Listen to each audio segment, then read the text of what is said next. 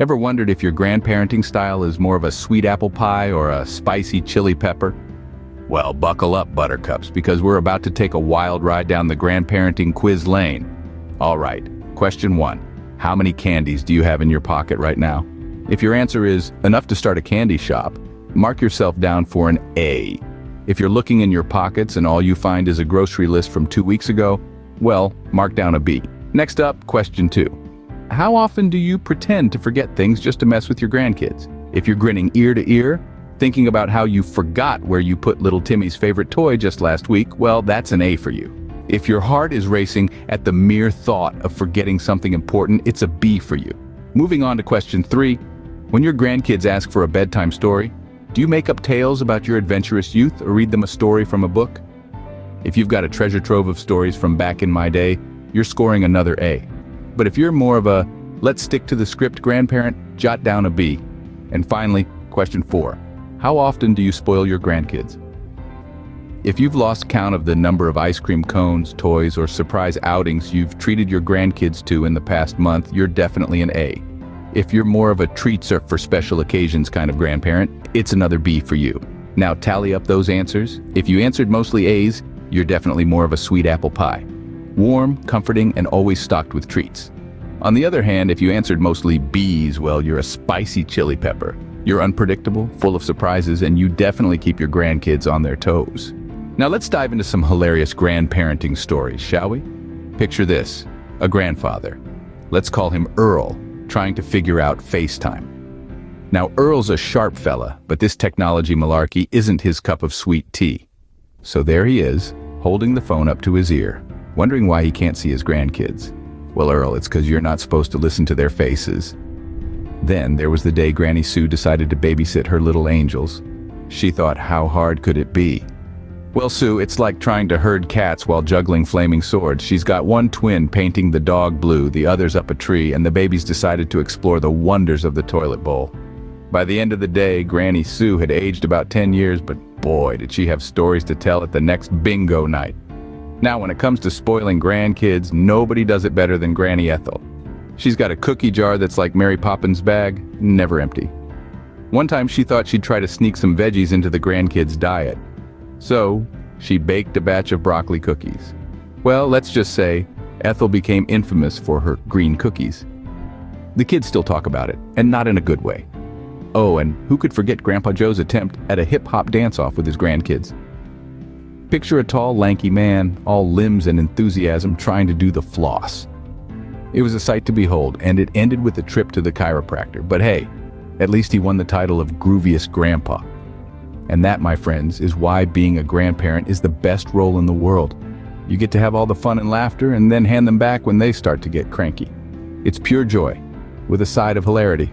Being a grandparent isn't all fun and games. It's also about imparting wisdom, in the most humorous ways, of course. Now let's dive into the comedic goldmine of grandparent wisdom. Picture this, you're a grandparent, sitting in your favorite rocking chair, ready to drop some knowledge bombs on your unsuspecting grandchild. And you say, listen, kiddo, don't ever assume that the loudest person in the room is the smartest. More often than not, they're just the best at playing charades. Grandchildren, with their innocent and literal minds, can sometimes misinterpret these wise nuggets. Imagine a grandchild, wide-eyed, nodding, and then saying, so if I want to be smart, I should avoid charades games at all costs? Yes, kiddo, that's exactly what we meant. Or how about this one? If you're feeling blue, remember every cloud has a silver lining. And the grandchild, bless their heart, spends the next afternoon gazing at clouds, squinting to see the elusive silver. Then there's the classic, you can't judge a book by its cover. To which a grandchild might earnestly reply, but Grandpa, how will I know if it's a book about dinosaurs or fairies? Well, that's one way to look at it. And let's not forget the wisdom bomb. The early bird catches the worm. The grandchild, horrified, asks, why would I want to catch worms, Grandma? Oh, the joys of literal interpretations. Perhaps the most important piece of advice any grandparent gives is, always remember to laugh, especially at yourself. Life's too short to be taken too seriously. And the grandchild, with a mischievous twinkle in their eyes, says, does that mean I can laugh when you forget where your glasses are, even though they're on your head? Well, fair play, kiddo. And folks, that's the beauty of grandparent wisdom. It's not just about the advice, it's also about the laughter that follows. Because as we all know, a day without laughter is a day wasted. Remember, the wisest advice often comes wrapped in a joke. Did you know that being a grandparent comes with superpowers?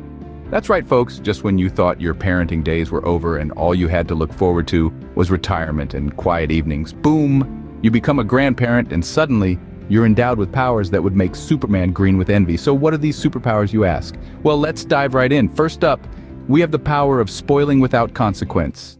Now, as a parent, you had to toe the line between being fun and maintaining discipline. But as a grandparent, that rulebook is thrown right out the window. You can spoil your grandkids rotten, and the best part? You get to send them right back to their parents at the end of the day. Now, isn't that just the sweetest deal? Next, we have the power to make grandchildren laugh at the silliest things. Remember when your kids would roll their eyes at your dad jokes? Well, dust off that joke book because your grandkids will think you're the funniest person on the planet. You could say something as simple as, "Why don't we ever tell secrets on a farm? Because the potatoes have eyes, the corn has ears, and the beans stalk." And voila, instant laughter. Lastly, we have the uncanny knack for always having candy. It's like a sixth sense, a candy radar, if you will. No matter where you are or what you're doing, you always seem to have a piece of candy ready to hand out. It's like you've got a secret candy producing factory hidden somewhere, so there you have it, folks. Being a grandparent isn't just about babysitting and knitting. It's about embracing your newfound superpowers and becoming the superhero your grandkids believe you to be. So next time you see your grandkids, make sure to show off your superpowers. Now, let's wrap up all the grandparenting shenanigans we've discussed. Picture this. You've got your grandparenting hat on, right?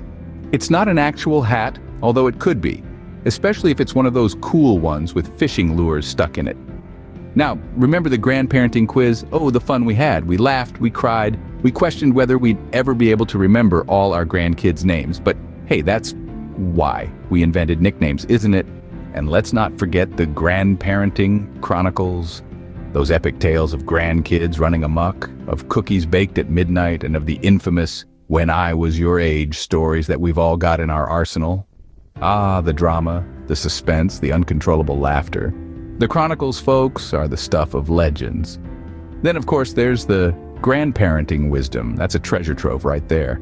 The wisdom we've gathered over the years, like how to sneak vegetables into food without the grandkids noticing, or mastering the art of bedtime storytelling to tire out the most energetic of toddlers. It's like being a Jedi, but with more cardigans and less lightsabers. And who could forget the grandparenting superpowers? The ability to soothe a crying baby with a simple lullaby, or to magically produce candy from thin air or from the depths of our handbags.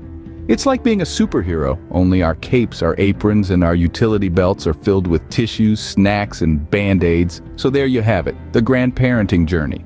It's a wild ride, full of laughter, love, and the occasional game of hide and seek that lasts a little too long. But let's be honest, wouldn't have it any other way. And remember, being a grandparent is like being a kid all over again, but with a better candy supply.